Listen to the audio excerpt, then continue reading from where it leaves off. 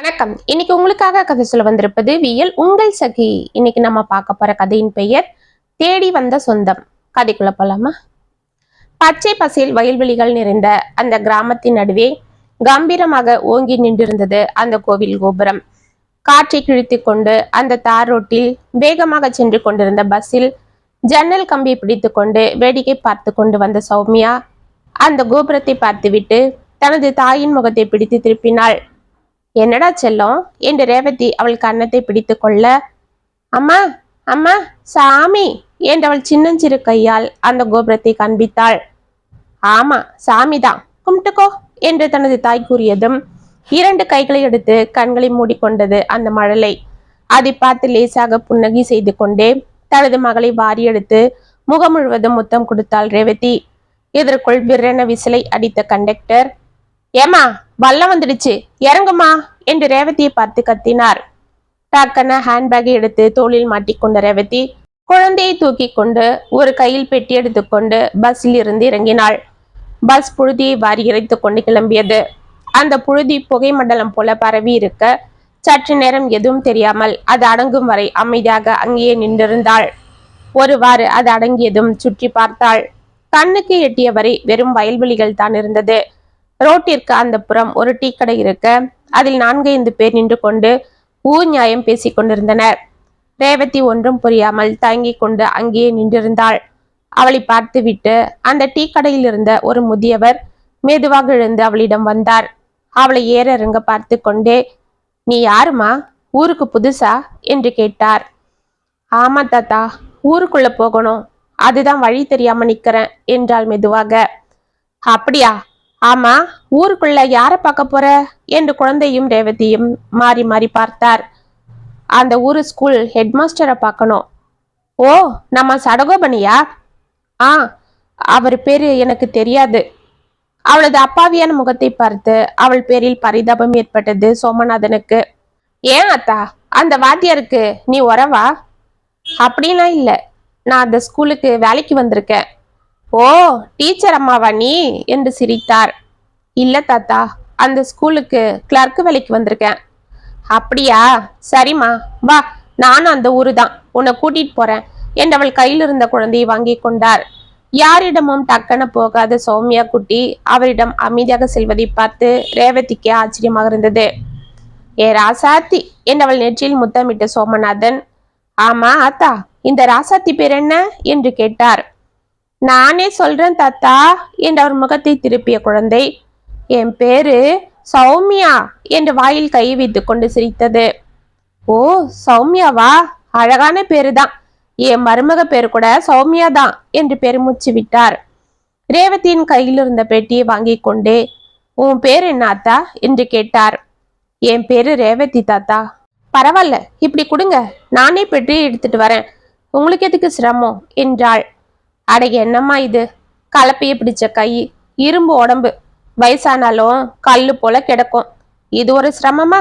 சரி வா அத்தா போலாம் என்று நடக்க ஆரம்பித்தார். அந்த ஒற்றையடி பாதையில் அவர்கள் நடந்து கொண்டிருக்க ரேவதி அவர் பின்னால் ஊரை சுற்றி பார்த்து கொண்டே வந்து கொண்டிருந்தாள். ஏ ராசாத்தி, இந்த ஊர் நல்லா இருக்கா என்று குழந்தையிடம் அவர் பேசிக்கொண்டே வர அந்த குழந்தையும் ஏதோ புரிந்தது போல் தலையை ஆட்டி அவரிடம் சிரித்து கொண்டே வந்தது. அந்த பெரியவரின் தன்மையான பேச்சும் உதவும் குணமும் பார்த்து வியந்து கொண்டே ரேவதி மௌனமாக நடந்து கொண்டிருந்தாள். ஆமா ரேவதி கண்ணு, நீ எங்கிருந்து வர என்று அவர் கேட்டுக்கொண்டே நடக்க, நான் சென்னையிலிருந்து வரேன் தாத்தா என்றாள் அமைதியாக. அப்படியா, ஆமா உன் புருஷன் கூட வரலையா? இப்படி ஊர் தெரியாத ஊருக்கு உன்னை தனியா குழந்தையோட அனுப்பியிருக்காரே என்று ஆச்சரியமாக கேட்டார். ரேவதி மௌனமாக நடந்து கொண்டிருந்தாள். தனது கேள்விக்கு பதில் வராமல் போகவே அவர் பட்டன நின்று அவளை திரும்பி பார்த்தார். அவள் தலையை குனிந்து கொண்டு மௌனமாக நின்று கொண்டிருந்தாள். அவள் முகத்தில் திடீரென்று வேதனை தெரிந்தது. அவருக்கு ஏதோ மனதில் நெருட பட்டன திரும்பி நடக்க ஆரம்பித்தார். ஏமா, இந்த ஊர்ல எங்க தங்க போற என்று பேச்சை மாற்றினார். தெரியல தாத்தா, இனிமேதான் போய் பார்க்கணும் என்றாள். ஒன்னு செய், இந்த குழந்தைய வச்சுக்கிட்டு நீ ஊருக்குள்ள அலைய வேண்டாம், பேசாம எங்க வீட்லயே தங்கிக்கோ. ரேவதி நிமிர்ந்து அவரை பார்த்தாள். அவர் முன்னால் நடந்து கொண்டிருந்தார். தாத்தா, உங்களுக்கு எதுக்கு சிரமம்? இதுல எங்களுக்கு ஒன்றும் சிரமம் இல்லாத்தா. அவ்வளோ பெரிய வீட்டுல நானும் என் சம்சாரமும் தான் இருக்கும். சுத்தி சுத்தி வந்தாலும் அங்க என்னை விட்டா அவளுக்கு யாரும் இல்ல, அவளை விட்டா எனக்கும் யாரும் இல்ல. நானாவது அப்படி வெளியில வந்துடுவேன், நிலத்துக்கு போவேன். அந்த கிழவி அது கூட இல்ல, வீட்டையே சுத்தி சுத்தி வந்துகிட்டு அவ வளர்க்குற செடிங்க கொடிங்கன்னு அதுங்க கிட்ட பேசிட்டு இருப்பா. இப்ப நீங்க வந்தா வீடு கொஞ்சம் கலகலப்பா இருக்கும். முக்கியமா என் ராசாத்தி வந்தா நல்லா இருக்கும். என்னடி சொல்ற என் தங்கம் என்று சௌமியாவின் கன்னத்தில் முத்தம் கொடுத்தார். அவர் மீசை குத்தியிடத்தில் துடைத்து கொண்டே அவரை பார்த்து சிரித்தது அந்த குழந்தை. அதை பார்த்து சிரித்து கொண்டே சரி தாத்தா என்றாள் ரேவதியும். இதற்குள் அவர்கள் அந்த பழைய பாரம்பரிய வீட்டின் அருகே வந்துவிட, தோ பாரு, இதுதான் எங்க வீடு என்றார் சோமநாதன். பழைய காலத்து அந்த வீடும், வாசலில் சாணம் தெளித்து போடப்பட்டிருந்த கோலமும், வீட்டின் இரு பக்கமும் வரிசையாக அழகான பூக்கள் பூத்து குலுங்கும் செடிகளும், கேட்டின் ஓரம் இருக்கும் தென்னை மரங்களும், அதற்கு அருகே இருக்கும் மாமரங்களும், இடது பக்கம் இருக்கும் பாதம் மரங்களையும் பார்த்து ரேவதிக்கு அந்த வீடு மிகவும் பிடித்து போனது.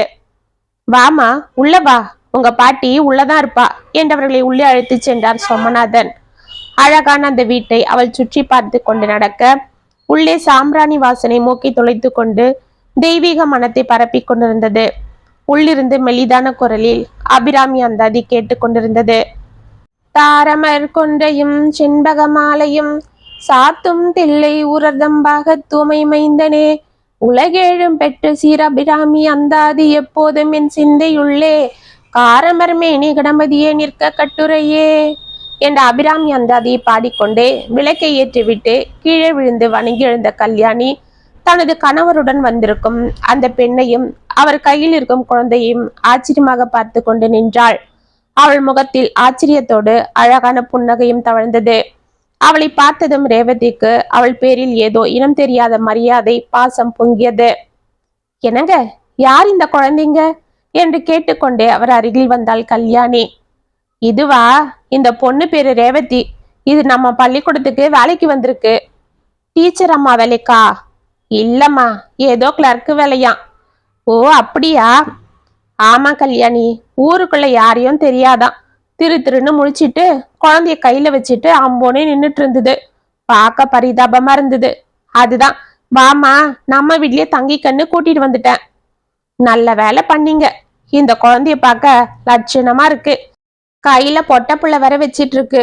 எதுக்கு எங்கேயோ போய் தங்கிக்கிட்டு? அம்மாடி ரேவதி, வாமா, நீ இங்கேயே தாராளமா தங்கிக்கோ. உன் அம்மத்தா வீடு போல நினைச்சுக்கம்மா என்று அவர் கையில் இருந்த குழந்தையை வாங்கி கொண்டு முத்தம் கொடுத்தாள். அம்மாடி ரேவதி, இதுதான் என்னோட பாதி, ஏ ராணி. அம்மா பேரு கல்யாணி என்று ரேவதியை பார்த்து சிரித்தார். ரேவதி சிரித்து கொண்டே கையெடுத்து அவளை வணங்கினாள். மரியாதை தெரிஞ்ச புள்ள. ஆமா, இந்த ராசாத்தி பேர் என்ன என்று குழந்தையை கொஞ்சினாள். அவளே சொல்லுவா பாரு, அவ பேரு கேட்டா நீ ஏன் ஆச்சரியப்படுவ. ஏ ராசாத்தி, பாட்டிக்கு உன் பேரை சொல்லு என்றார் சோமநாதன். என் பேரு சௌமியா என்று கூறிவிட்டு வெட்கத்தோடு சிரித்தது அந்த மழலை. அப்படியா, என் மருமக பேரும் அதுதான் என்றவள் அணைத்து கொண்ட கல்யாணி. என்னங்க, ஒரு அசப்புல இவளை பார்த்தாலும் நம்ம மருமக போலதான் இருக்கு இல்லைங்க என்று ஆச்சரியமாக கேட்டாள். ஆமா ஆமா, நானும் அதேதான் நினைச்சேன். சரிம்மா, பிள்ளைங்களை உள்ள கூட்டிட்டு போ. ஆமா ரேவதி, உள்ள போய் குளிச்சுட்டு சாப்பிட்டு தயாரா இரு. நான் வந்து உன்னை வாத்தியார்கிட்ட கூட்டிட்டு போறேன் என்று வெளியே சென்றார் சோமநாதன். அவர் சென்றதும், வாமா உள்ள வா என்று ரேவதியின் கையை பிடித்து உள்ளே அழைத்து சென்றாள் கல்யாணி. தோட்டத்தில் இருக்கும் பாத்ரூமில் அவள் குளித்து விட்டு வருவதற்குள் குழந்தைக்கு வெந்நீர் போட்டு தொட்டியின் அருகில் கல்யாணியை குளிக்க வைத்து அழைத்து வந்தாள். சற்று நேரத்தில் இலை போட்டு ரேவதிக்கு உணவு பரிமாறினாள். குழந்தைக்கு பருப்பு சாதம் பிசைந்து மடியில் வைத்து கொண்டு அவளை ஊட்டி கொண்டிருக்க குழந்தை சமத்தாக அனைத்தும் சாப்பிட்டு கொண்டிருந்தது. ஆமா ரேவதி, உனக்கு எந்த ஊருமா? சென்னைமா என்றாள் ரேவதி. அப்படியா, உங்க அம்மா அப்பாலாம் அங்கதான் இருக்காங்களா? இல்லம்மா, எனக்கு அம்மா அப்பா யாரும் இல்ல. அட கடவுளே, கூட பிறந்தவங்க? என்று மெதுவாக தலையை ஆட்டினாள். சரி, உன் புருஷன் இப்ப அங்கதான் இருக்காரா? அவர் ஏன் உன் கூட வரல என்று ஆச்சரியமாக கேட்டாள். ரேவதி மெதுவாக தலையை குனிந்து கொண்டாள். அவள் கைகளில் 2 சொட்டு கண்ணீர் விழுந்தது. கல்யாணி அதை அதிர்ந்து பார்த்து கொண்டிருக்க, நானும் அதேதான் கல்யாணி கேட்டேன். அதுக்கு இப்படிதான் உம்முன்னு ஆயிடுச்சு. அதுதான் பேசாம இருந்துட்டேன்.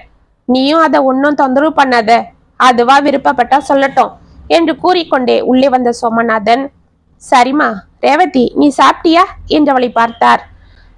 சாப்பிட்டேன் தாத்தா. நான் வாத்தியாரை போய் பார்த்துட்டு வந்தேன். அவர் பள்ளிக்கூடத்துல தான் இருக்காராம். நீ கொஞ்சம் ஓய்வு எடுத்துட்டு வா, போய் பார்த்துட்டு வந்துடுவோம். பரவாயில்ல தாத்தா, நான் இப்பவே வரேன் என்று இளைய முடிவிட்டு எழுந்து கொண்டாள். அவளது சர்டிபிகேட், ஜாயினிங் ஆர்டர் அனைத்தையும் பார்த்த ஹெட் மாஸ்டர், எல்லாம் சரியா இருக்குமா, நீங்க நாளைக்கே வந்து ஜாயின் பண்ணிடுங்க. ஆமா, எங்க தங்கி இருக்கீங்க என்று கேட்டார். ரேவதி பதில் கூறுவதற்குள், நம்ம வீட்டில தான் வாத்தியாரை தங்க வச்சுக்கிட்டோம். கைப்பிள்ளையோட தனியா வந்திருக்கு, அதை எங்கன்னு அனுப்புறது? அதுதானே பார்த்தேன். அம்மா ரேவதி, நீங்க சோமநாதன் ஐயா வீட்டு இருக்கீங்க, எதுக்கும் கவலைப்பட வேண்டாம். அந்த ஐயா இந்த ஊருக்கு சாமி போல, எல்லாருக்கும் தேடி போய் உதவி செய்வாரு. அவங்க சம்சாரம் கல்யாணி அம்மாவும் அப்படிதான். அவங்க கிட்ட நீங்க நிம்மதியா இருக்கலாம் என்று சிரித்தார். ரேவதி சிரித்து கொண்டே அந்த ஃபைல் எடுத்து கொண்டாள். அன்று இரவு தனது மகளை அருகே போட்டுக்கொண்டு கட்டிலில் படுத்து கொண்டிருந்தாள் ரேவதி. ஜன்னலில் இருந்து குளிர்ந்த காற்று வீசிக்கொண்டிருந்தது. மெதுவாக எழுந்து சென்று ஜன்னல் ஓரம் நின்று வெளியே பார்த்தாள். வானில் முழு நிலவு. அந்த கருப்பான வானின் நடுவே பளிச்சென மின்னிக் கொண்டிருந்தது. அந்த ஏகாந்த இரவு தோட்டத்தில் மலர்ந்து கொடியில் ஆடிக்கொண்டிருந்த முல்லை பூக்களின் வாசம் அனைத்தும் அவளது நினைவை எங்கோ கொண்டு சென்றது. வேலையிலிருந்து வீட்டிற்கு வந்த சுவாமிநாதன் செருப்பை வாசலில் கழட்டி கொண்டிருக்க உள்ளிருந்து அழுகை சத்தம் கேட்கவே பதறிக்கொண்டு உள்ளே ஓடினார். அவரது இரண்டாவது மனைவி காளி கையில் ஒரு தென்னந்தொடப்பத்தை வைத்துக் கொண்டு ஆவேசமாக அறையிலிருந்து வெளியே வந்தாள். சுவாமிநாதனை பார்த்துவிட்டு அந்த துடப்பத்தை பட்டனை கீழே வீசி எறிந்தாள். அந்த துடப்பத்தில் இருந்த குச்சிகள் தூள் தூளாக உடைந்து விழுந்தன. அதை பார்த்து பதறிப்போன சுவாமிநாதன், ஏய் சண்டாளி, என்னடி இது, என் குழந்தை என்ன பண்ண என்று பதறிக்கொண்டு உள்ளே ஓடினார். அந்த அறையின் ஒரு மூலையில் ரேவதி முகத்தை மூடிக்கொண்டு அழுது கொண்டு அமர்ந்திருந்தாள். அவள் தலையில் தொடப்பு குச்சிகள் ஆங்காங்கே சுருகி கொண்டிருந்தது.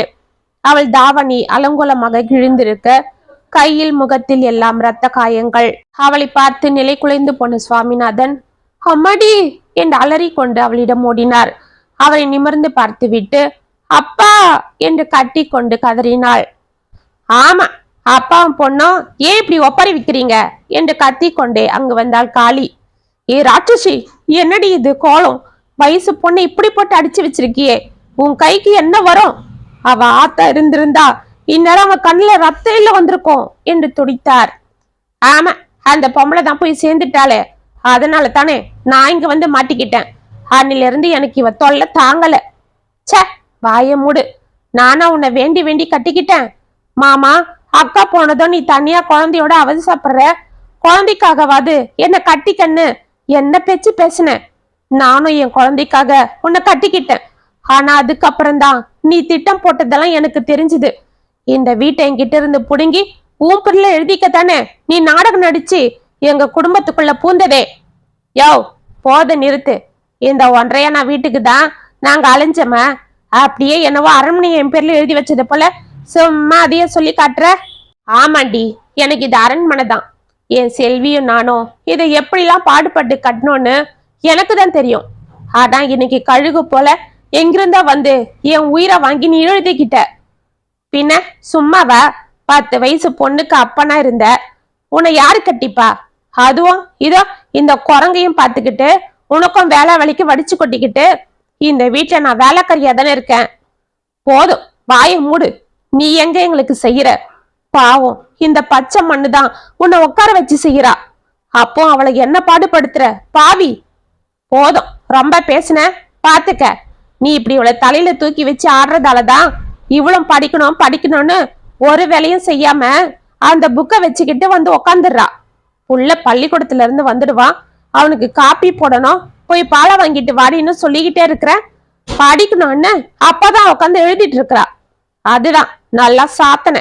இனிமேல நான் சொல்றத கேட்கலன்னா இதை விட டபுளா கிடைக்கும் என்று கத்தி கொண்டே அவள் வெளியே செல்ல வாசலில் நின்று உள்ளே எட்டி பார்த்து கொண்டிருந்த அக்கம் பக்கத்து பெண்கள் அனைவரும் அவளை பார்த்து விட்டு கடகடவென ஓடினர்.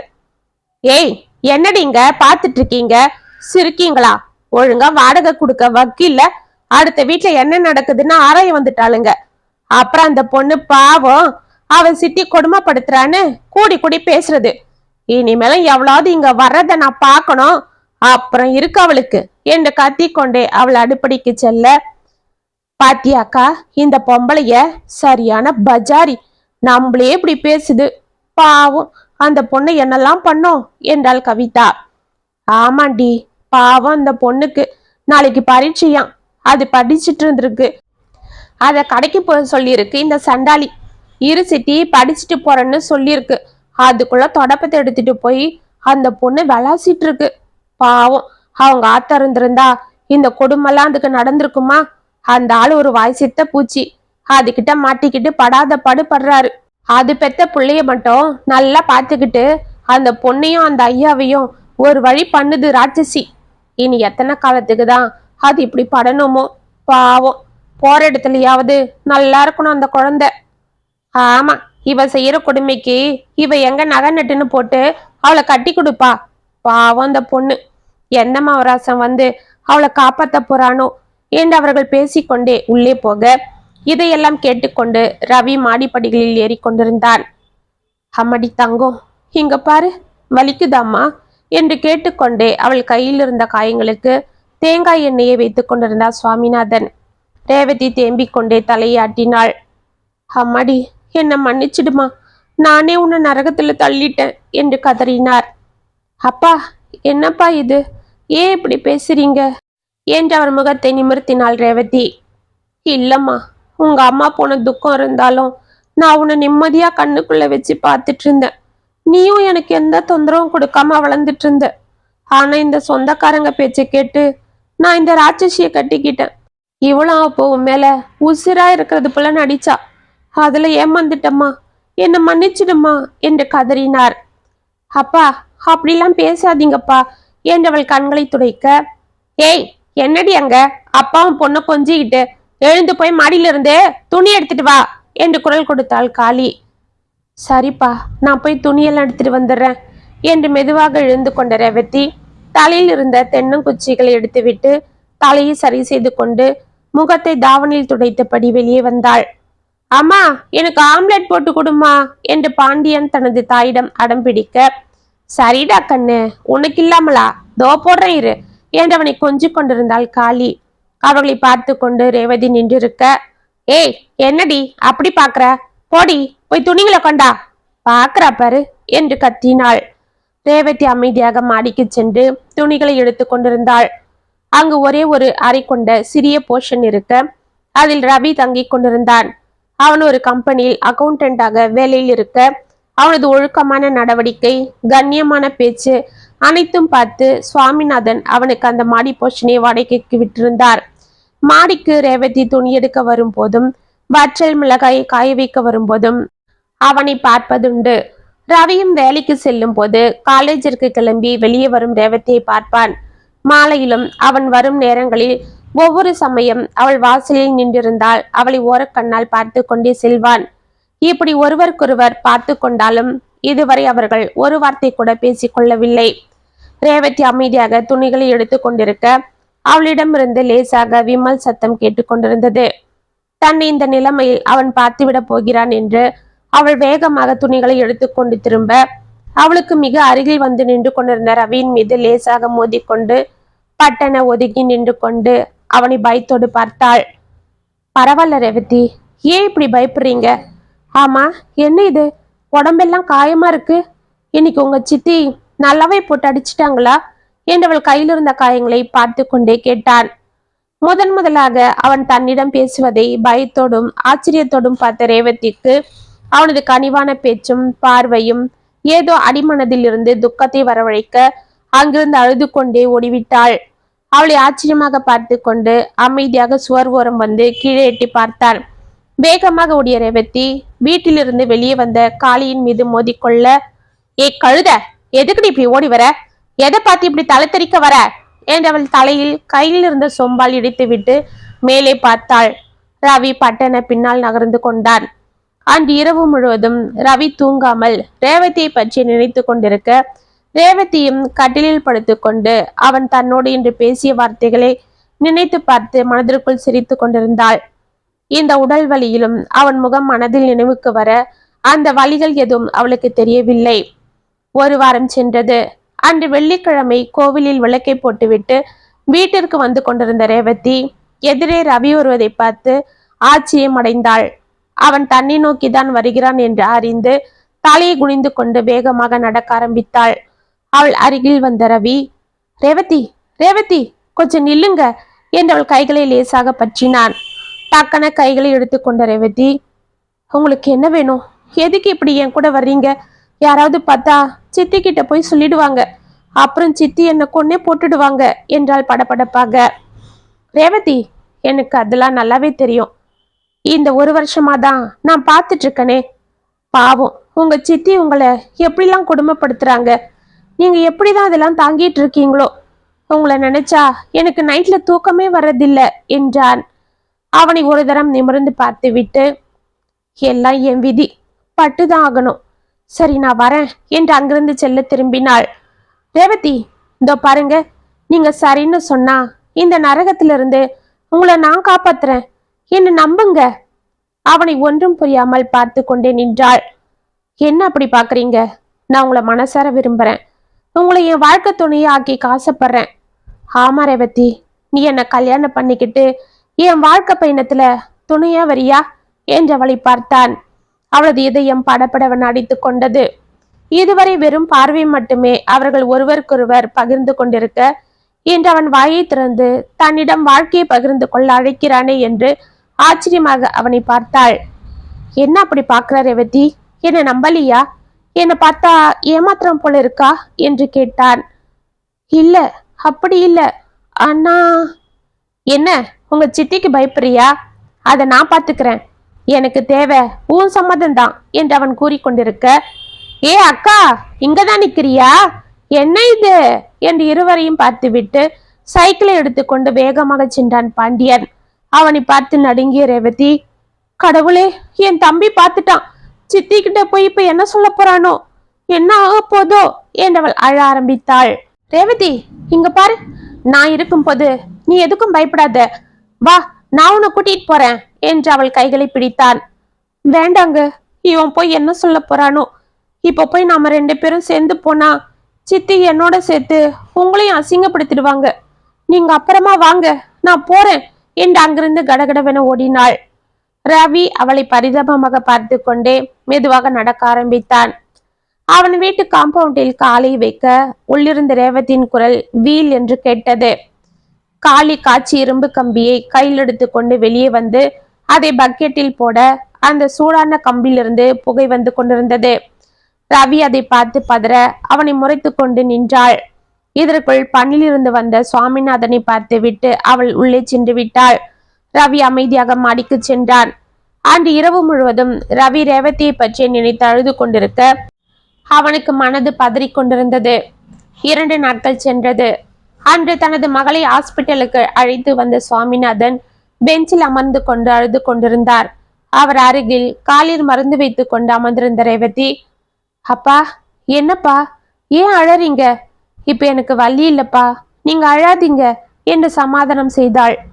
அம்மாடி, உனக்கு வலி இல்லைன்னு நீ பொய் சொன்னாலும் என் மனசு வலிக்குதேம்மா. உன்னை இன்னும் எத்தனை நாளைக்கு தான் இப்படி அவ அலங்கோலம் பண்றதை பார்த்து நான் துடிச்சிட்டு இருக்க போறனோ என்று கண்களை துடைத்து கொண்டவர், அம்மாடி, இப்பதான் எனக்கு ஞாபகம் வருது. மாடியில இருக்கானே அந்த தம்பி ரவி, அவனை பத்தி நீ என்னமா நினைக்கிற என்று கேட்டார். ரேவதிக்கு திக்கென ஆகியது. அவள் பயத்தோடு தனது தந்தையை பார்த்தாள். அம்மாடி ரேவதி, பயப்படாத. அந்த தம்பி நேத்து என்கிட்ட பேசினான். ரொம்ப நல்ல பையன். அவனை எனக்கு ரொம்ப பிடிச்சிருக்குமா. அவனை பத்தி எல்லாம் சொன்னான். அவன் உன்னை கல்யாணம் பண்ணி காசப்படுறாமா. உன் நிலைமைய பார்த்து அவன் ரொம்ப வருத்தப்பட்டான். அவன் பேசுறதெல்லாம் பார்த்தா அவன் உன்னை நல்லா வச்சுப்பான்னு என் மனசுல படுது. அந்த மாரியாத்தா தான் அந்த புள்ளைய நம்ம வீட்டுக்கு அனுப்பியிருக்கோன்னு தோணுது. நீ என்னம்மா சொல்ற என்று கேட்டார். அவள் முகம் வெட்கத்தால் சிவந்தது. அவள் தலையை குனிந்து கொண்டாள். என்னம்மா சொல்லு என்று அவர் மேலும் கேட்க, அப்பா என்று தலையை நிமிர்த்தினாள் ரேவதி. இதற்குள் சுவாமிநாதன் தலை சுவரில் சாய்ந்தது. ரேவதி அதிர்ந்து போனாள். 10 நாட்கள் காரியம் முடிந்து அனைவரும் சென்றுவிட இதுவரை அமைதியாக காத்திருந்த காளி ரேவதியின் பெட்டியை வெளியே வீசி எறிந்து அவளையும் பிடித்து தள்ளி கதவை பட்டென சாத்தினாள். தடுமாறி போன ரேவதி அழுது கொண்டே அந்த பெட்டி எடுக்க கையை நீட்டினாள். இதற்குள் ரவி ஓடி வந்து அந்த பெட்டி எடுத்துக்கொண்டு அவளிடம் கையை நீட்டினான். அவள் அதிர்ந்து அவனை பார்த்தாள். என்ன அப்படி பாக்குற? உனக்கு இந்த நிலைமை கூடிய சீக்கிரம் வரும்னு எனக்கு நல்லாவே தெரியும். அதுக்குதான் நான் உனக்காகவே காத்துட்டு இருந்தேன். இப்பயாவது என்னை நம்பி என் கூட வருவியா? சொல்லு. இவ்வளவு நேரம் அடக்கி வைத்திருந்த துக்கம் எல்லாம் பொங்கி வர அவன் தோளில் சாய்ந்து கொண்டு ஓவென கதறினாள். ஒரே வாரத்தில் அவர்கள் திருமணம் நண்பர்கள் முன்னிலையில் ரிஜிஸ்ட்ரேஷன் ஆபீஸில் சிம்பிளாக நடக்க அன்றே கோவிலில் அவளுக்கு தாலியும் கட்டினான் ரவி. இருவரும் புது வீடு வாடகை எடுத்துக்கொண்டு அங்கு ஆனந்தமாக தங்களது இல்லற வாழ்வை ஆரம்பித்தனர். அன்று முதலிரவு அறைக்கு வந்த ரேவதி அவன் காலில் விழுந்து வணங்கினாள். எழுந்துடு ரேவதி, என்ன இதெல்லாம்? இந்த சம்பிரதாயம் எல்லாம் எனக்கு பிடிக்காது, எழுந்துடு என்று அவளை தூக்கினான். என்னங்க, இது மற்றவங்களுக்கு வேணா சம்பிரதாயத்துக்கு செய்யலாம், ஆனா நான் மனசார என் நன்றி உங்களுக்கு சொல்லத்தான். என் காலில் விழறியா? அது சரி, அப்படி என்ன நான் உனக்கு பண்ணிட்டேன் இப்ப காலில் விழுந்து நன்றி சொல்ற அளவுக்கு என்று சிரித்து கொண்டே அவளை அருகே அமர வைத்துக் கொண்டான். நரகத்திலிருந்த என்னை காப்பாத்தி கூட்டிட்டு வந்த தெய்வம் நீங்க. நீங்க எனக்கு பண்ண இந்த உதவிக்கு காலம் பூரா நான் உங்க காலடியில் விழுந்து கிடக்கணும் என்றால் தேம்பிக்கொண்டு. அப்படின்னா நான் உனக்கு பண்ண இந்த நன்றிக்காக தான் நீ என்னை கல்யாணம் பண்ணிக்கிட்டியா ரேவதி? என்ன உனக்கு பிடிக்கலையா? இல்லைங்க, நான் அப்படி சொல்ல வரல. நான் என்னைக்கு உங்களை முத பார்த்தனோ அப்பவே மனசார விரும்ப ஆரம்பிச்சிட்டேன். அது மட்டும் இல்ல, என் உயிருக்கு உயிரான எங்க அப்பா என் அனாதையா விட்டுட்டு போனதும் நானும் இந்த உலகத்தை விட்டு போகத்தான் முடிவு பண்ணேன். ஆனா எங்க அப்பா உங்களை பத்தி கடைசியா சொன்ன வார்த்தை தான் என்ன அந்த முடிவு எடுக்க விடாம தடுத்தது. அப்படியா? அப்படி என்ன சொன்னாரு என்று சற்று அதிர்ந்தே கேட்டான். நீங்க ரொம்ப நல்லவரு, உங்களை அவருக்கு ரொம்ப பிடிச்சிருக்குன்னு சொன்னாரு. அவ்வளவுதானா? வேற எதுவும் சொல்லலையா என்று படபடப்பாக கேட்டான். சொன்னாரு. என்ன என்ன சொன்னாரு? நீங்க என்ன விரும்புறதா சொன்னாரு. அவ்வளவுதானா? ஆமாங்க. ஏன்? ஒன்னும் இல்ல, சும்மாதான் கேட்டேன் என்று பெருமூச்சு விட்டான். ஆமா, என்னை பத்தி உங்களுக்கு எல்லாமே தெரியும், ஆனா உங்களை பத்தி நீங்க என்கிட்ட எதுவுமே சொல்லலையே. உங்க ஊர் எது? உங்க அப்பா அம்மா எல்லாம் எங்க இருக்காங்க? உங்க கூட பிறந்தவங்க என்னவள் பேசிக்கொண்டே போக, இதோ பாரு, எனக்கு ஒன்னும் யாரும் இல்லை இந்த அழகு தேவதையை தவிர. மற்றபடி இப்பத்திக்கு என்கிட்ட எதுவும் கேட்காத, நானே சமயம் வரும்போது சொல்றேன் என்று அவளை அணைத்து கொண்டான்.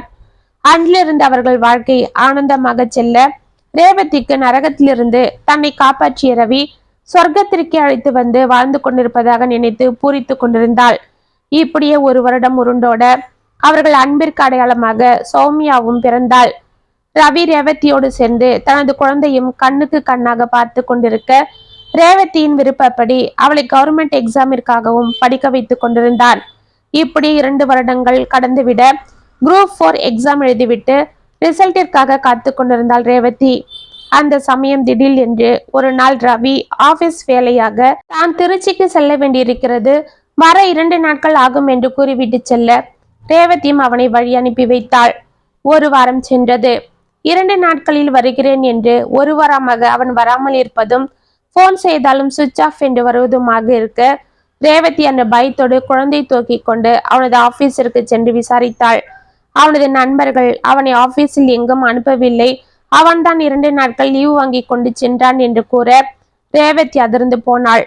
பிறகு அவனது நண்பன் பாபு மூலம் அவனை எங்கெங்கோ தேடி அழுத்துவிட போலீஸில் குருவம் தாங்கி கொண்டு அமைதியாக இருந்து விட்டாள். இப்படியே நாட்கள் உருண்டோட அவள் டிஎன்பிஎஸ்சியில் பாஸ் ஆகி அவளுக்கு கும்பகோணம் வல்லம் கிராமத்தில் போஸ்டிங்கும் வந்தது. வேறு வழியின்றி அந்த ஆர்டரை எடுத்துக்கொண்டு அவனது நண்பன் பாபுவிடம் விவரத்தை கூறிவிட்டு அவள் ஒன்றும் புரியாமல் வல்லத்திற்கு புறப்பட்டாள். பொழுது விடிந்து சூரிய கதிர்கள் அவள் முகத்தில் பட பட்டன அவள் பழைய நினைவுகளில் இருந்து வெளியே வந்தாள். சுற்றி பார்த்து கொண்டே கட்டிலில் இருந்து எழுந்தாள். குழந்தை அருகே தூங்கிக் கொண்டிருந்தது. அன்றிலிருந்து ரேவதி பணிக்கு செல்ல ஆரம்பித்தாள். குழந்தையை வீட்டில் சோமநாதனும் கல்யாணியும் பார்த்து கொண்டிருந்தனர். சௌமியா குட்டியும் தாத்தா பாட்டி என்று அவர்களிடம் ஒட்டி கொண்டாள். ரேவதியின் அன்பான பேச்சு ஒழுக்கம் அனைத்தும் அவர்களுக்கு பிடித்துவிட தனது சொந்த பேத்தியை போன்றே அவளை பார்க்க ஆரம்பித்து விட்டனர். ரேவதியும் அவர்களை தன்னுடைய தாத்தா பாட்டியை போலவே கவனித்துக் கொள்ள ஆரம்பித்தாள். கல்யாணி அவளுக்கு ஜடை போடுவதும் அவளை அழைத்து கொண்டு மாலையில் கோவிலுக்கு செல்வதும் தங்களது காலத்தில் இந்த ஊர் எப்படி இருந்தது என்று கூறவும் அவளுடன் நெருக்கமாக பழக ஆரம்பித்தாள். ரேவதியும் அவளிடம் தன் கதைகளை கூற சோமநாதனும் கல்யாணியும் அவள் கதையை கேட்டு கண்ணீர் வடித்தனர். பிறகு அவளுக்கு ஆறுதல் கூறி தேற்றி கொண்டிருந்தனர். அன்று கல்யாணியும் சோமநாதனும் தனது மகன் மகளுக்கு நினைவு நாள் செய்ய ஏற்பாடு செய்து கொண்டிருந்தனர். ரேவதியும் லீவு போட்டுவிட்டு அவர்களுடன் அனைத்தும் செய்து கொண்டிருந்தாள். ஆமாம் பாட்டி, உங்க மகனும் மருமகளும் ஒரே சமயத்துல இந்த உலகத்தை விட்டு போயிட்டாங்கன்னு அடிக்கடி சொல்லுவீங்களே, அவங்களுக்கு என்ன ஆச்சு என்று கேட்டாள். அவங்க சிதம்பரத்துல ஆத்தூர் கிராமத்துல இருந்தாங்கம்மா. அங்க வந்த வெள்ளத்துல அடிச்சிட்டு போயிட்டாங்க. அப்படியா? ஏன் நீங்க இங்க இருக்கும் போது அவங்க ஏன் அங்க இருந்தாங்க? அதை ஏன் கேட்கிறாத்தா என்று குழந்தை எடுத்துக்கொண்டு அங்கு வந்த சோமநாதன் சேரில் அமர்ந்து கொண்டார். குழந்தையை மடியில் வைத்துக் கொண்டு அவளுக்கு பழத்தை ஊட்டி கொண்டிருந்தார். ஏன் தாத்தா, என்னாச்சு? ரேவதி, எங்களுக்கு ஒரே ஒரு பையன்தான். அவனை நாங்க கண்ணுக்குள்ள வச்சு வளர்த்தோம். அவனும் அவங்க அப்பா கூட விவசாயம் பார்த்துட்டு இருந்தான். திடீர்னு ஒரு நாள் இந்த ஊருக்கு நர்ஸ் வேலைக்கு வந்த சௌமியா என்ற பொண்ணை காதலிக்கிறேன், அவளைதான் கட்டிக்க போறேன்னு வந்து நின்னான். நாங்க முடியாதுன்னு சொல்லிட்டோம். ஆனா அவன் பிடிவாதமா ஒரு நாள் அந்த பொண்ணை கட்டிட்டு வந்து நின்னுட்டான். இவருக்கும் கோவம் வந்து, நீ என் புள்ளையே இல்ல, போடா வெளியிலன்னு துரத்தி விட்டுட்டாரு. அவனோட போட்டோ துணிங்க எல்லாம் தூக்கி போட்டு கொளுத்திட்டாரு. அவனும் ரோஷமா அவளை கூட்டிட்டு போயிட்டான். அதுக்கப்புறம் நாங்க இடிஞ்சிட்டோம். ஏதோ புள்ள கோவத்துல போனா கொஞ்ச நாளா திரும்பி வந்து அவனே மன்னிப்பு கேட்பான், அப்ப நம்ம ஏத்துக்கலான்னு இவரும் வீரப்பா இருந்துட்டாரு. ஆனா இவருக்கு பிறந்தவனாச்சே, அவன் எப்படி இருப்பான்? அந்த புள்ளைய கூட்டிட்டு சிதம்பரம் பக்கத்துல போய் பொழைச்சிட்டு இருந்திருக்கான். சொந்தம் பந்தன்னு யாரும் இல்லாம ரெண்டும் தனியா வாழ்ந்திருக்குதுங்க. ஒரு வருஷத்துல என் பேரனும் பிறந்திருக்கான். அவன் பேரு சோமநாதன். இவர் பேரை தான் வச்சிருந்தான் என் புள்ள. ஆனா நாங்க கண்ணுல கூட பார்க்கல. மனசு கலந்து அடிச்சிட்டு இருக்கோம். ஊர்ல அவங்கள யாராவது பார்த்துட்டு வந்து சொல்லும் போதெல்லாம் நான் உட்கார்ந்து அழுவேன். இப்படியே காலமும் ஓடி போச்சு. என் பேரை நல்லா வளர்ந்துட்டான், நல்லா படிச்சுட்டு இப்ப சென்னைக்கு வேலைக்கு போறான். பார்க்க அப்படியே அவங்க தாத்தாவட்டமே இருக்கான்னு பார்த்தவங்களாம் வந்து சொல்லவே இதுக்கு மேல வீம்பு பிடிக்காம அவங்கள போய் பார்த்துடணும்னு இருந்தோம். அந்நேரம் பார்த்து ஊருக்குள்ள நல்ல மழை வேற. சிதம்பரம் பக்கத்துலயும் எல்லா ஆத்துலயும் தண்ணி போகுதுன்னு டிவில எல்லாம் காமிச்சாங்க. எங்க மனசு கடந்து அடிச்சுக்கிச்சு. பிள்ளைங்களுக்கு என்ன ஆச்சோ, அதுங்க எங்க இருக்குதுங்களோ என்ன ஏதுன்னு தெரிஞ்சுக்க கூட முடியாம தவிச்சிட்டோம். அப்பதான் எங்க தலையில அந்த பேரிடி விழுந்தது என்று அழுதாள் கல்யாணி. ஏமா என்னாச்சு என்று பதறினாள் ரேவதி. அந்த ஊர்ல ஆத்து மடை உடஞ்சி ஊருக்குள்ள தண்ணி வந்துட்டு இருக்கு. நிறைய பேர் அதில் அடிச்சுட்டு போயிட்டாங்களாம். அதுல என் புள்ளையும் என் மருமகளும் போயிட்டாங்களாம் என்று அழுதார் சோமநாதன். அட கடவுளே, அப்ப உங்க பேரன்? அதுதாமா தெரியல. அவன் அப்ப ஊருக்கு வந்ததா சில பேர் சொல்றாங்க. சில பேர் இல்ல, அவன் அப்பவே போயிட்டான்னு சொல்றாங்க. ஒண்ணுமே சரியா புரியல. அதுதான் என் மகனுக்கும் மருமலுக்கும் நினைவு நாள் செய்யற நாங்க என் பேரனுக்கு செய்யறதில்ல என்று அழுதார். என்னவோ தாத்தா, ஒவ்வொரு வாழ்க்கையில ஒவ்வொரு சோதனை வேதனை என்று ரேவதி கண்களை துடைத்து கொண்டே, கவலைப்படாதீங்க தாத்தா, உங்க பேரன் கண்டிப்பா ஒரு நாள் உங்களை தேடி வருவாரு என்றவள் கூறிக்கொண்டிருக்க வாசலில் ஏதோ சத்தம் கேட்டு மூவரும் திரும்பி பார்த்தனர். இதற்குள் குழந்தை மேலே பழத்தை எல்லாம் பூசிக்கொள்ள, ஏய் என்னம்மா இது, சரி வா உனக்கு கையலம்பி விடுறேன் என்றவளை உள்ளே அழைத்து சென்றாள் ரேவதி. இதற்குள் சோமநாதன் எழுந்து வெளியே செல்ல வாசலில் ஒரு இளைஞன் வந்து நின்று கொண்டு உள்ளே எட்டி பார்த்து கொண்டிருந்தான். அவன் தாடியும் மீசையும் அவனது சோர்ந்திருந்த முகத்தையும் பார்த்து கொண்டே, யார் பண்ணி என்று கேட்டுக்கொண்டே அங்கே வந்தார் சோமநாதன். தாத்தா, இங்க சோமநாதன் ஐயான்னு. ஆமா நான் தான், நீ யாரு தம்பி என்று அவனை உற்று பார்த்தார். தாத்தா, நான் தான் சோமநாதன், உங்க பேரன் என்றவன் கூற, ஐயா ராசா, என்னையா சொல்ற என்று அதிர்ந்து அவன் அருகில் சென்றார் சோமநாதன். ஆமாம் தாத்தா, நான் தான் உங்க மகன் வேலுவோட புள்ள சோமநாதன். எங்க அம்மா பேரு சௌமியா என்றான். ஆமா ஆமா, நீ சொல்ல வேண்டாம்ப்பா, உன் முகத்தை பார்த்தாலே தெரியுது. என் புள்ளைய அப்படியே உரிச்சு வச்சிருக்கே. ஏ ராசா என்றவனை கட்டி கொண்டு ஓவன் அழுதார். கல்யாணி, கல்யாணி, பாருமா, யாரு வந்திருக்கா பாரு, நம்ம வாரிசு வந்திருக்கு, நம்ம ரத்தம் வந்திருக்கு, வீட்டு போன சொந்தம் வந்திருக்கு என்று அவர் உற்சாகத்தில் உள்ளே பார்த்து கத்த கல்யாணி பதறிக்கொண்டே வெளியே ஓடி வந்தாள். கல்யாணி, பாரு, நம்ம பேர வந்திருக்கான் பாரு, அப்படியே உன் புள்ளையாட்டமே இருக்கான் பாரு. ஏ ராசா, இதுதாண்டா உன் அப்பத்தா என்று அவர் கதற, அப்பத்தா என்று ஓடி சென்று கல்யாணி அணைத்து கொண்டார். அவள் வாயில் வார்த்தைகள் வராமல் அவனை இறுக அணைத்து கொண்டு தேம்பி தேம்பி அழுதாள். ஏ தங்கம், இன்னைக்கு உங்க அப்பனுக்கும் ஆத்தாளுக்கும் நினைவு நாள். இந்த நாள்ல அவங்க உன்னை எங்க கண்ணுல காட்டிட்டாங்களா ராசா என்று கதறினாள். ஆமா அப்பத்தா என்று அவளை கட்டி கொண்டு கண்ணீர் வடித்தான். ஏ ராசா, என்னடா இது, இத்தனை நாளா எங்க போன, என்ன ஆச்சு? சரி, முதல்ல உள்ளவாப்பா என்று இருவரும் அவனை அழைத்து கொண்டு வர இதற்குள் குழந்தையோடு அங்கு வந்த ரேவதி அவனை பார்த்து அதிர்ந்து போனாள். அவளை ஏறெடுத்து பார்த்த ரவி, நீ நீ ரேவதி தானே, ஏ ரேவதி தானே என்று ஓடி சென்று அவளை கட்டி கொண்டான். நழுவி போன சொர்க்கம் மீண்டும் வந்தது போல் அவள் உள்ளம் பலவித உணர்ச்சிகளால் பூரித்து தள்ளாட அவனை கட்டி கொண்டு கண்ணீர் வடித்தாள். என் செல்லம் என்று குழந்தை அவன் அணைத்து கொள்ள, அப்பா அப்பா என்று சௌமி அவனுக்கு முத்தம் கொடுத்தாள். இதையெல்லாம் பார்த்து கல்யாணியும் சோமநாதரும் அதிர்ந்து ஒருவரை ஒருவர் பார்த்து கொள்ள, தாத்தா, என்ன தாத்தா அப்படி பாக்குறீங்க? இதுதான் என்னோட மனைவி ரேவதி, இது என் குழந்தை சௌமியா என்றான். மூவரும் ஒரே நேரத்தில் அதிர்ந்து அவனிடம் ஏதோ கேட்க வாயெடுத்தனர்.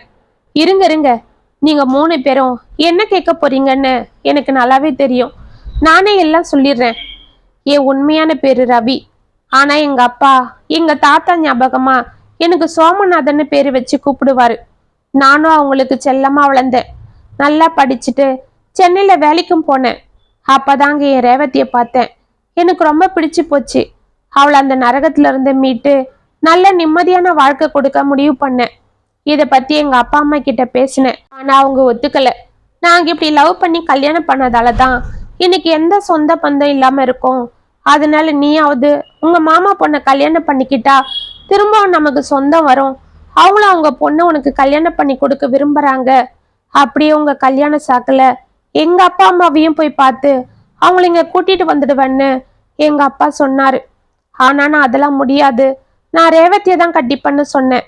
அப்படின்னா எங்க முகத்திலேயே முழிக்காத, இங்க வரவும் வராதுன்னு சொல்லிட்டாங்க. நான் ஊருக்கு போய் ரேவதியோட அப்பாவை பார்த்து எல்லா விஷயத்தையும் சொன்னேன். அவளை நான் விரும்புறேன்னு சொன்னேன். அவருக்கு ரொம்ப சந்தோஷம். ஆனா எங்க அப்பா அம்மா சம்மதம் இல்லாம எப்படி கல்யாணம் பண்றதுன்னு யோசிச்சாரு. எப்படியாவது நான் அவங்கள சமாதானம் பண்ணி கூட்டிட்டு வரேன்னு சொல்லியிருந்தேன். அதுக்குள்ள அவர் இறந்துட்டாரு. அங்க சில பிரச்சனைகள் வந்ததால நான் அவளை கல்யாணம் பண்ணிக்க வேண்டிய சூழ்நிலை வந்தது. எங்க கல்யாணமும் முடிஞ்சது. எங்க அப்பா அம்மாவுக்கு ஃபோன் போட்டு சொன்னேன். அவங்க ரொம்ப கோவப்பட்டு, நீ எங்க புள்ளியே இல்ல, அந்த பொண்ணுங்க கூட்டிட்டு வராதுன்னு சொல்லிட்டாங்க. இதெல்லாம் சொன்னா ஏற்கனவே நொந்து போயிருக்கிற என் ரேவதி இன்னும் நொந்து போயிடுவான்னு தான் எல்லாம் சரியாகிற வரைக்கும் அவகிட்ட எதுவும் சொல்ல வேண்டான்னு எனக்கு யாரும் இல்லைன்னு சொல்லிட்டேன். அப்புறம் 2 வருஷம் இவளுக்கு தெரியாம எங்க அப்பா அம்மாவை எப்படியோ சமாதானம் பண்ண ட்ரை பண்ணேன். போன்ல பேசிட்டு இருந்தேன். ஆனா அவங்க சமாதானம் ஆகல. அன்னைக்கு ஒரு நாள் டிவியில சிதம்பரம் பக்கம்லாம் நல்ல மழை வெள்ளம் போகுதுன்னு டிவியில பார்த்தேன். உடனே எங்க அப்பா அம்மாவுக்கு ஃபோன் போட்டேன். அப்ப எங்க அப்பாவும் அம்மாவும் என்கிட்ட நல்லா பேசினாங்க. எங்களுக்கு ஒன்றும் பிரச்சனை இல்லை, இந்த மழை விட்டதும் நாங்களே உன்னை வந்து பாக்குறோம்னு சொன்னாங்க. அதை கேட்டு நான் சந்தோஷத்தில் ஆடிட்டேன்.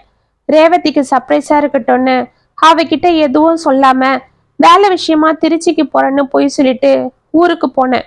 ஆனா நான் போற சமயம் அங்க ஒரே வெள்ளம். அந்த ஊரே அடிச்சுட்டு போயிடுச்சுன்னோ அந்த பக்கம் பஸ் எல்லாம் போகாதுன்னு பேசிட்டு இருந்தாங்க. அதை கேட்டு நான் ஆடிட்டேன். இத்தனை நாளுக்கு அப்புறம் இப்பதான் எங்க அப்பா அம்மா கிட்ட சேர்ற நேரம் விதி எங்களை நிரந்தரமா பிரிச்சிடுச்சேன்னு மயங்கி விழுந்துட்டேன். நான் விழுந்த வேகத்துல ஒரு பாறை மேல என் தலை மோதி அடிபட்டுடுச்சு. 6 மாசமா நான் கோமால இருந்தேன். அங்க இருந்த ஒரு பெரியவர் என்னை காப்பாத்தி அவருதான் பாத்துக்கிட்டாராம். இப்பதான் எனக்கு நினைவு வந்தது. நான் அவருக்கு நன்றி சொல்லிட்டு உடனே சென்னைக்கு போனேன். அங்க ரேவதியை காணோம். ஆபீஸ்ல போய் விசாரிச்சேன். அங்கேயும் யாருக்கும் ஒன்றும் தெரியல. ஏங்க, உங்க ஃப்ரெண்டு பாபு அண்ணா கிட்ட எல்லாம் நான் சொல்லிட்டு தானே வந்தேன் என்றாள் ரேவதி. ஆமா, ஆனா பாபு இப்ப அங்க இல்ல. அவன் குடும்பத்தோட 3 மாசம் முன்னாடி மும்பைக்கு போயிட்டானா. அவன் நம்புற மாறிட்டு இருக்கு. அதுக்கப்புறம் எல்லாமே என் கை நழுவி போன வேதனையில கடைசியா எங்க தாத்தா பாட்டி கிட்டையாவது வந்து விழுந்துலான்னு இங்க வந்தேன் என்றான். அட கடவுளே, விதி எப்படிலாம் நம்ம வாழ்க்கையில வந்து விளையாடி நம்மளை பிரிச்சாலும் கடைசியா உங்களை கொண்டு வந்து நல்லபடியா சேர்த்துடுச்சு. அதுக்கு நாம் அந்த ஆண்டவனுக்கு தான் நன்றி சொல்லணும் என்றார் சோமநாதன். ஆமாங்க, இத்தனை நாளா என் கொள்ளு பேத்திக்கு சௌமியா ஜாடை இருக்குன்னு பேசிட்டு இருந்தமே, இப்ப தெரியுதா அது எதனாலன்னு என்று சிரித்தாள் கல்யாணி. ஆமா கல்யாணி, அவங்க பாட்டி ஜாடையை கொண்டு பிறந்திருக்கா ஏ ராசாத்தி என்றவளை தூக்கி கொண்டார் சோமநாதன். எப்படியோ இந்த தங்கங்க இந்த வீட்டுக்கு வந்த நேரம்தான் எல்லாம் நல்லதாவே நடந்திருக்கு. எங்களை தேடி வந்த சொந்தங்க என்று மூவரையும் அணைத்து கொண்டார் சோமநாதன். கல்யாணி மனம் குளிர அவர்களை பார்த்து கொண்டிருந்தாள். இத்துடன் தேடி வந்த சொந்தம் கதை முற்றும். உங்களுக்கான எழுதின இந்த கதை உங்களுக்கு பிடிச்சிருந்தா கமெண்ட்ஸ்ல சொல்லுங்க, லைக் பண்ணுங்க, ஷேர் பண்ணுங்க, மறக்காம சப்ஸ்கிரைப் பண்ணிக்கோங்க. மீண்டும் நாளைக்கு வேற ஒரு சுவாரஸ்யமான கதையோட உங்களை சந்திக்கிறேன். அது வரைக்கும் இணைப்பிலே இருங்க. இப்படிக்கு வியல் உங்கள் சகி.